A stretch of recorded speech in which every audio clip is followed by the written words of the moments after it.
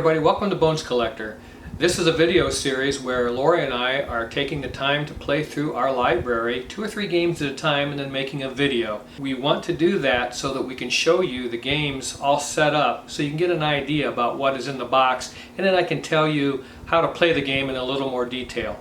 We seem like a really groovy idea because that's the only kind of ideas we have, groovy, because we're groovy people.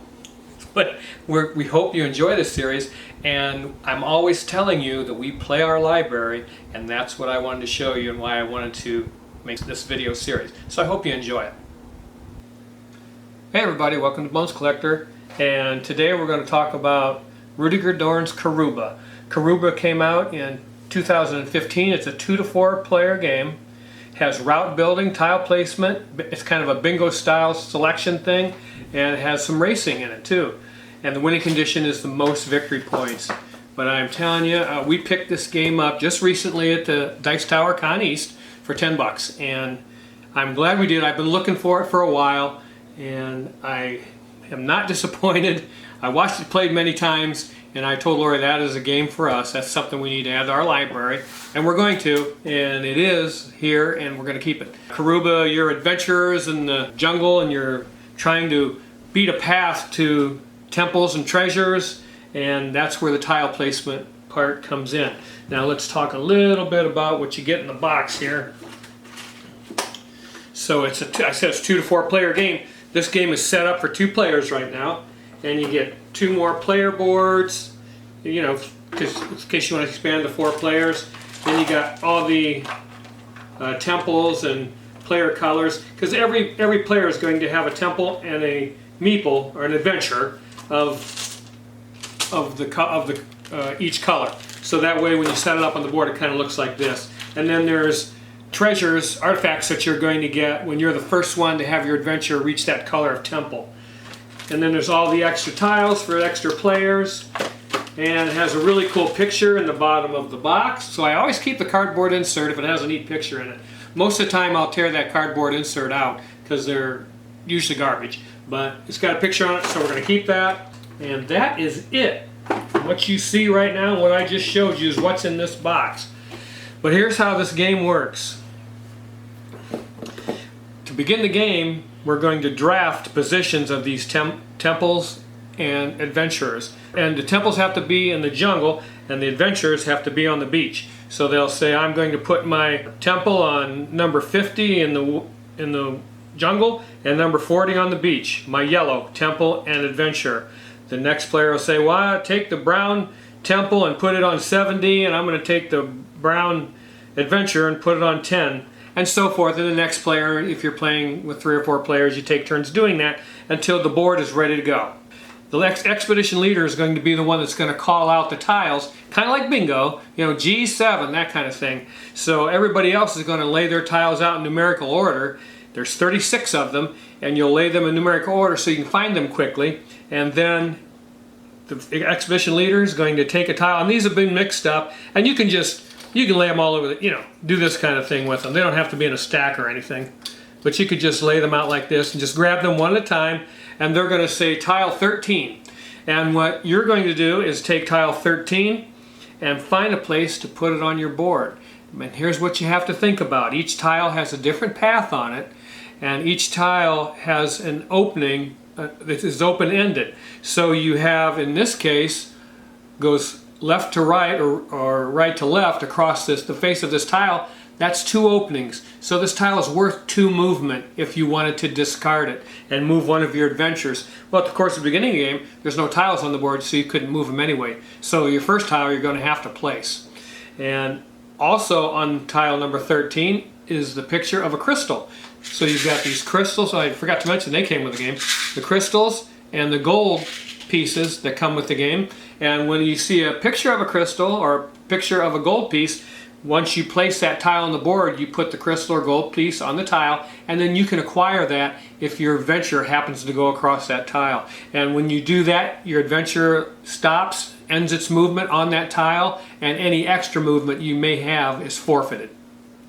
So that's how this game is played. And the thing that you have to think about is you want to get these adventurers to the temple of their color. And to do that, you have to start discarding these tiles. So once you discard it, it's worth movement. Well, you want to have a path that's accessible to all of your adventurers, reaching all of your temples. Sometimes you're not able to do that, and you may find yourself sacrificing, well, I'm not going to do that color because I'm just not going to be able to do it. And at the end of this last game, I counted, and Lori had 9 empty spaces on her player board, and I had 5 empty spaces. So she made a better plan, or she built her path to her temples a lot more efficiently than I did, because she had 4 more tiles to discard and move her adventures, and she won the game because of it. So what you want to do is build that path to your temples as quickly as you can, and with as few of tiles as you can possibly use. And that is a crunchy puzzle because you don't know how they're going to get called out, you don't know where to put them, and you're just trying to build those paths to go to the temples. And then once you see, oh my gosh, because you can see all the tiles are still available in front of you. And so the expedition leader, of course, would have to look on the neighbor's tiles so that they can see what tiles are still available, so that they know what to do when building their path through the jungle also. But you're trying to visualize that path, and then when you see, oh, let's see, if all I need is this 4-way piece and this piece that comes from the right and goes down, and I can complete my puzzle and get to every temple. So until they call those numbers, every tile they call after this point, because I know I've got the path built, every tile they call after this point, I'm going to discard. I don't care if it's got gems on it or not, and I'm going to start moving my adventures as fast as I can to the temples, because the first one to the temple gets the big bonus point tile artifact that's waiting on them. And this is set up for a 2-player game, so you got a 5 and a 3 for each temple. There are more artifact tokens in the box if you have 3 and 4 players that you can add in there. It goes 5, 4, 3, 2. So yeah, and so you're going to be the first one there. If you're the first one there, you get these tiles, and you want that 5.1, so you're building this as efficiently as you possibly can, and that is pretty much the game. Now when you're going through the jungle and you have deposited the crystal and gold pieces on those tiles, that some of those tiles you've used, once your adventurer hits that space again, you have to stop and forfeit any movement. That is hard to do because you don't want to slow down. You want to get there and get that 5-point tile, but the gold is worth 2 points and the crystals are worth 1 point. So, those are decisions you have to make, and kind of watch everybody else and see, oh my gosh, I'm 2 away from my blue temple. I've got 3 movement, but I'm only 1 away from that gold piece. So I'm going to move 1, pick up the gold piece, and I'll have to wait for another tile to be called in order to discard it to make the blue temple. But I see my neighbor over there, they're only 1 away from their blue temple. So should I go ahead and skip that gold piece and finish the route to my blue temple, or should I stop and pick up the gold piece? And if players tie, like on the same turn, if you reach the temple on the same turn, you all get the bonus points. You make up for it by drawing extra gold and crystals. But yeah, that is a quick puzzle. We played this game in 20 minutes, and we've just got done playing it twice. Again, we just acquired this game. We knew we wanted it. Why? Because I tell you guys this all the time. Hot Diggity Dorn, Rudiger Dorn, he's a good board game designer, very good. And we have Istanbul and Las Vegas Royale, Runestones by him. So we always check out his games, always. If he has a new game coming out, I'm going to play it. Hey, I think we have Farmhouse in our library also. So if he has a new game on the market, I'm definitely going to check it out. And this is an older title. Like I say, 2015, we just had never played it. We go to conventions all the time and select games, and there's so many board games, and we play those board games, but we just never came across Karuba. And I saw it played a couple of times, and I said, you know what, Lori, this is right up our alley. And indeed it is. This is a game that's very quick to play. This is one of those games you can play on a weeknight. And like I say, I bought it for $10, you guys. And I always tell you that because I don't have a lot of money to spend on board games. So whenever I find a deal, a really good board game that someone wants to get rid of for an inexpensive price, because it's older and people just are caught up with new games, and this is not a new game, but it is a good game and is one that you will play and play over and over again. And I'm glad we picked it up. And man, I tell you, we had a lot of fun just in a couple of times we played it. You can set this up and play it very quickly. And sometimes it's great to have games of different complexities in your library. You don't want to have 100 very complex board games to play in your library. At least I don't. I don't think it would be a good idea because you can't get to them. And I talk to people all the time at conventions and we discuss how many board games we have and what's the right number for us. And I talk to many people out there that have 400 and 500 board games. That isn't for me. We keep ours at around 140. And I'm probably going to whittle that down maybe someday, but right now we keep it around 140 because I can get through that in the course of a year. And I think that's important, but I also think it's important to have games, again, of varying complexities and time frames so that you don't always expend the same type of energy on every game. And I hope that makes sense to you. Like we have, King Domino, we can play in 15 minutes. This is a very quick affair. Hanama Koji, you can play a couple of games of that in 20 minutes. And just wonderful games like that, Patchwork Christmas. I mean, they just go very quickly. And then we have games that are a little more complex. Manhattan Project, Energy Empire, our Stefan Feld games, Trajan, Mercator from Uwe Rosenberg, Kanban EV we have in our library, Raja of the Ganges. Things that are a little more challenging that we play if we have, the day off or whatever. So I didn't want to get off on this tangent, but yeah, that's why we really love Karuba, because it fits well with the way we're trying to build our library, and this game is excellent. It's really thinky puzzle because you're trying to do it quicker than everybody else, and that is the pressure mechanic in this game, is the racing part of it. You want to do it faster than anybody else, and that puts the pressure on you to make good decisions, and that's what makes Karuba an excellent board game. I hope you get a chance to try it. I'm glad we did, and we're keeping it. Hey you guys, how you doing today? We just got done finishing Chocolate Factory. I've never played Chocolate Factory before. I've seen it and I was curious about it, and I really, the more I watched it, the more I wanted to play it. It is a game from 2019. It's for 1 to 4 players, so it has a solo variant. And the designers are Matthew Dunstan and Brett J. Gilbert. I'm familiar with these guys because I really love their game Elysium. They did a very good job designing that game. If you haven't played that, that's wonderful. And the wonderful thing about that game, I see it for 15 or 20 bucks everywhere. So you can pick that game up if you want to pick up a wonderful game by these guys. And then also I wanted to point out that Brett J. Gilbert was the co-designer on Mandala, which is in my top 10 games of all time. Trevor Benjamin was also one of the designers. So it's Trevor Benjamin and Brett J. Gilbert did this game. And oh man, if you haven't got this game, it is an abstract strategy game that's inexpensive, and again in my top 10 of all time. But I'm here to talk about that. Let's talk about Chocolate Factory. First, let me talk a little bit about the physical production of the game. This is the Kickstarter version, the Chocolatier deluxe version of the game, which doesn't have that much deluxeified.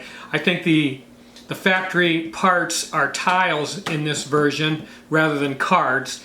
In the retail version it's cards, and then also we have these acrylic coal pieces which are tokens in the retail version, and we have some screen printed parts, the first player token and the round marker. Anyway, that's it. I mean, there's nothing. Oh, and it came in a sleeve, so that's your deluxe version. So some of this may look a little different than a retail version.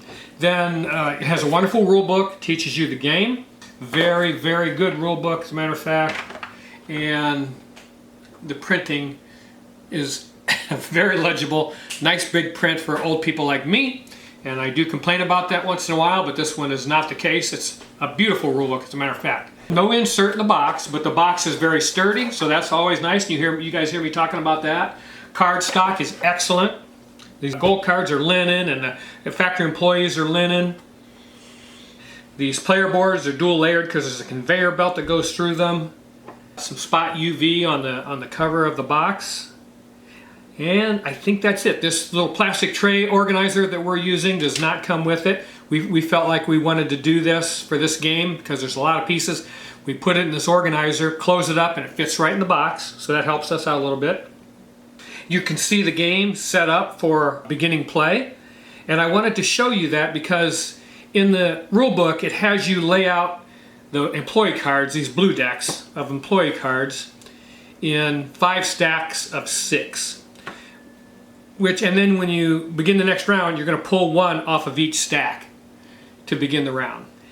And because there's 6 rounds and you're going to have 5 stacks of 6, that's what it wants you to do. But in order to speed the game up a little bit, we just made 6 stacks of 5 and then 5 factory parts, tiles, put them on each deck. So at the beginning of the round, we just grab a pile, separate them, and start drafting. Because you can get a real bad case of analysis paralysis in this game, almost in every aspect of it. There are times when I had to tell myself, oh, just make up your mind, because it's difficult. So this game is an engine builder. It has contract fulfillment, and there's contracts, corner store contracts, and these end game contracts that you see at the bottom of the board, and has open drafting, and the winning condition is the person with the most money at the end of the game. Yeah, this game is sweet, and that's no pun. It is a sweet game. And before I bought this game, I read some comments on Board Game Geek. Now I've played it twice. I can't believe some of those people even played the game correctly. And that's one thing about Board Game Geek. You know, you're able to voice your opinion no matter who you are. If you read those things about a board game, don't always believe them. Some people don't really know, didn't play things right, or they don't know what they're talking about in one way or another. But this is an excellent board game, and these guys must have really worked hard on this game. So I compliment them and thank them for a wonderful board game. It's going to be in my library for a long, long time, just because it's such a thinky puzzle to put together. You're going to build your factory over here with factory parts, these tiles, and each one of these factory parts has a function on it. So you not only have to, when you're doing the open drafting, you're going to separate these employee cards into 3 and 2. There's 5 of them. And you're going to separate the factory parts into 3 and 2. By the way, here's some nice player aids that come with the game also. I didn't mention that.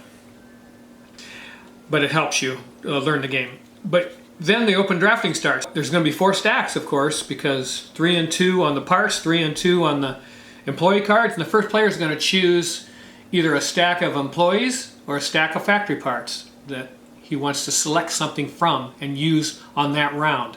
Then the second player is going to choose 2 piles, and the first player gets what's left over. So that's the way that draft works. And it's agonizing because these employee cards in this game you have to have, in order to score on these end game goal cards, you have to have that location on your employee card for that round in order to put your chocolates, score your chocolates for that particular goal. As if that's not bad enough, also on the card is a benefit for that round, a special benefit, and they're pretty powerful. So you're really torn. You're like, oh, I mean, you'll say, well, let's say move a chocolate from one conveyor tile to another. You may do this up to 3 times today. That's pretty powerful. You're going to be able to move chocolates around this conveyor belt because you're stuck. When that conveyor belt's gone through there, wherever those chocolates happen to be, they happen to be. You better hope you planned for them to be in that location. But this card's powerful. 3 times you can move those chocolates around on the conveyor belt. But guess what? It's only good for Salter's Emporium, which is this location here, which you have to have those, the yellow's caramel and the red is nuts. Oh, the nut candy. There's one like this that's red called nut candy, and the caramel is yellow with that same shape. But this location only takes that nut candy right there. So if you are coming to Salter's Emporium, you have to have that candy to score.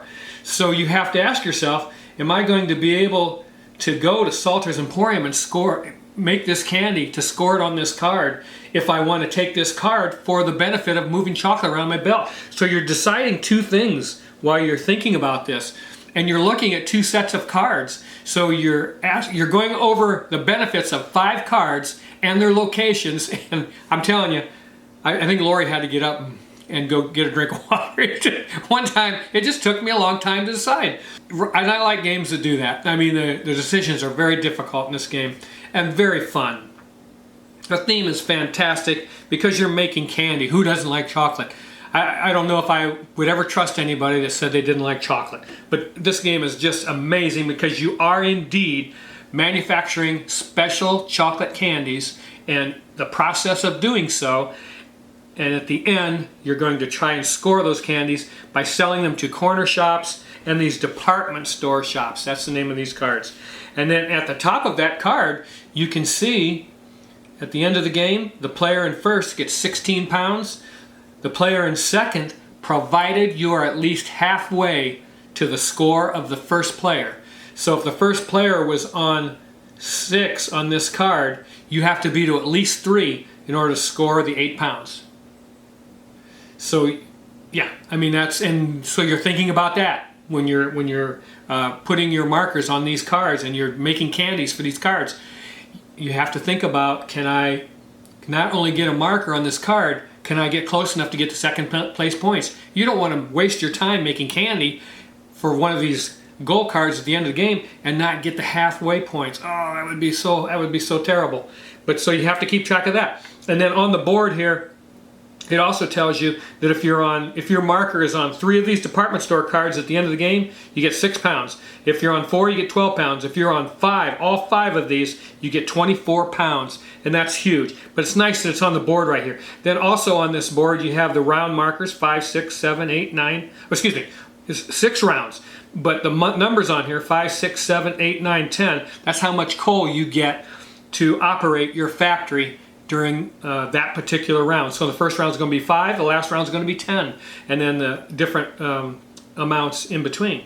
So that's good to know. And you can get coal by sacrificing some of your chocolates in your factory, but that's another thing. But that's another way you can mitigate some of the limitations of the coal. But man, I mean, tell you, this game is so fantastic. You know, after reading a bunch of the comments on Board Game Geek and then seeing that it had been rated at a 7.1 total right now, I was like, oh, this game is going to probably be okay.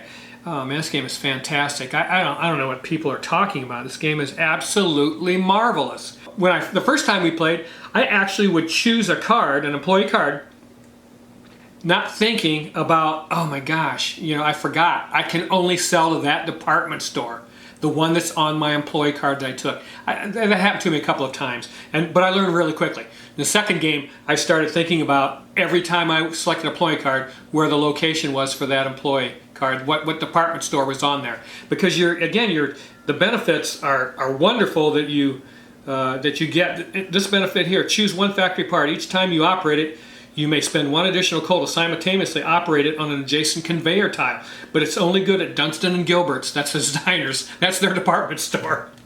And then I told you about moving the chocolate on the conveyor belt. Choose one factory part. Each time you operate it today, pay half the usual amount of coal, rounded up. But you have to deliver to Fresh Fancies. So you have to think about, yeah, I want that benefit, but I can only deliver to Fresh Fancies. And Fresh Fancies takes the stick chocolate, the Kit Kat.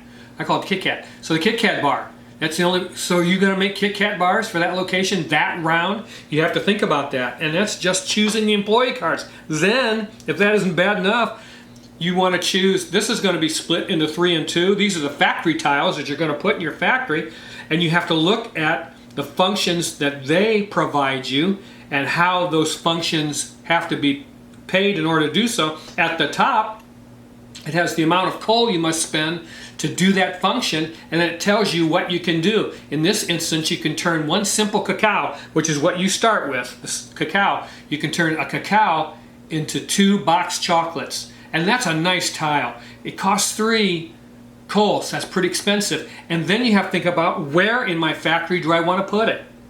You know, where would it behoove me to be able to make that chocolate? Another one, this tile gives you 4 upgrades for 2 coal. This tile turns a cacao or a basic chocolate into 1 caramel or 2 caramels. This tile for 3 coal for any chocolate that you make, and that's chocolate bar, Kit Kat bars, or the chocolate squares, or the caramel, the nut bar, or the deluxe chocolates. You trade 1 in, you get 2 of any other. And that is pretty huge. That's pretty nice. But again, you have to think about what you want to do with these factory parts and where you want to put them. Because if you, let's say you like this one here, This one takes the Kit Kat bar or the chocolate squares, and you can turn that into 1 nut candy or 2 nut candy. Well, you don't want to have that in your first slot, because the Kit Kat bar and the chocolate square bar are not going to be made then. You're going to have it down here farther in your factory. So those are things you have to think about when you're doing this. Not to mention the cost. This costs only 1 coal, so those are pretty nice. And those are the A cards. Each one of these factory parts has either A or B on them. So, but wow, I mean, just building your factory so that it's operating efficiently to make the candies you're going to need to satisfy the corner shops and these department stores. I'm telling you, this game is just fabulous. What a great job by these guys. And when you start this game out, you're going to have these 3 tiles. I don't know if you've seen this or not, or you might have already watched this on being played on YouTube, because it's been out since 2019. I don't think it delivered till 2020 though. So this would be like the best top 10 of 2020.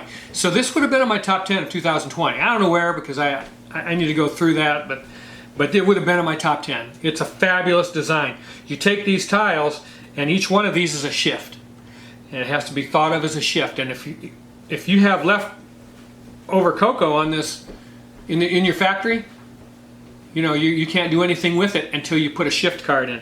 So you shove this shift tile in with that cocoa on it, scoot these over, and now you can start paying coal and operating your factory. And you have, again, the coal that the game gives you sitting on this storage card by your board, and you start spending coal on those factory parts tiles to do the functions and upgrade these simple cacao into chocolate bars of a couple of different kinds, into a caramel, into a nut candy, into a box chocolate. And then as they slide down, you're going to take them out of the factory. You can take them out here, or you can let them fall off the end, but it's a timing thing. You have to be able to get that stuff out of your factory at the end of the round in order to satisfy these corner shops and these department store cards.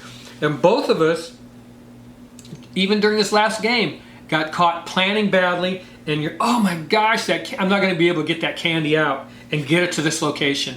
And that just makes you so mad. But it's just makes you plan harder the next time. It's really, really something to try and time that so that it's coming out of your factory, and it can come out the end or up this factory chute. So there's 2 different places that they can come out, and to do that when you need it is the trick to this game. And then again, you have 3 shifts that you're allowed to perform. So boom, like that, you keep pushing these through. That's the 3rd shift in this particular round. And the thing is, this cacao that you just shoved in, you're not going to be able to get that out at all. It's not going to leave the factory unless you have a special benefit card, one of those employee cards that lets you move chocolate around. You can get it over here and take it out the chute. So just all those things woven together make for a fabulous experience, a great engine builder. And even after playing it this time, we both said, oh, I should have done this or I should have done that. But I tell you what, I think that's something you're going to say every time you play this game. And I like that. I like that you can't do it perfectly. And games, a lot of people expect to be able to do games perfectly. And a lot of comments I read on Board Game Geek were like, oh, the employee cards are too random, or the factory parts things are too random. You just take what the game gives you, and you try to weave that into your strategy and do the best you can with it. This was our final score, and I left it like this for a reason. We were both like, oh, this is a good round. Oh, this is a bad round. I'm doing terrible here. Oh, I can't believe I was able to do that. You know, it's that kind of thing. And we were 1 point apart. Lori won 111 pounds to 110 pounds. She won by 1 point. That's how close we were. And it's just fabulous when a game is like that. It's very well designed and very well balanced, so that as long as you are used to the game, and I will say this, you have to play this game quite a few times to get used to it. And I say this to you guys all the time, if you are interested in a board game and you bring it into your house, play that game 5 times before you decide whether you're going to keep it or let it go. You know, I try to play them at couple of times so I can make a video. And I can tell this is a keeper for me. In 2 plays, I understand how this game works. I understand the ebbs and flows. I understand the peaks and valleys of this game. I understand the strategy of this game, and it's exactly the type of game we like. It's a puzzle game that makes you think very hard. I will say this, it takes probably an hour to play this game. Because there's some tough decision making going on. Even though the game is small, you're like, oh my gosh, what do I want to do? There's so many steps to weave together. There's so many things you have to think about when making your decisions. It ends up taking at least an hour to play this game. But that's okay. That's within our time frame. We can play it, set it up, play it, and get it back in the box in an hour. And gosh, just what an excellent game by these guys. I just got this off, we went to Dice Tower East recently. Someone was selling it still in the shrink. So I paid $70 for it, and I'm glad I did. I mean, it's money well spent because I love board gaming. And I love great board games, and this one hits the mark for Lori and I, and that's Chocolate Factory by Matthew Dunstan and Brett J. Gilbert. This game is a lot of fun, and it's in a nice normal box. So you can get this game down, and I guarantee you better turn the air conditioning down a few notches because you're going to sweat when you're trying to play this game. It's fantastic. So yeah, that's Chocolate Factory, and I'll see you next time on The Bones Collector. Okay everybody, that was the games for today that we played this week, and I hope you enjoyed them, and I hope that you got a little more something out of them than doing just those top 10s or top 100 lists, because again, I'm able to show you more in that regard. Please like and subscribe. When you take the time to like our videos and then make a comment, that's our payday. We don't get paid for any of this until you guys tell us what you think of our video. And thank you so much for that. Have a great day, and I'll see you the next time on The Bones Collector. And remember to keep on board gaming because it is the best doggone hobby on the planet. Bye-bye.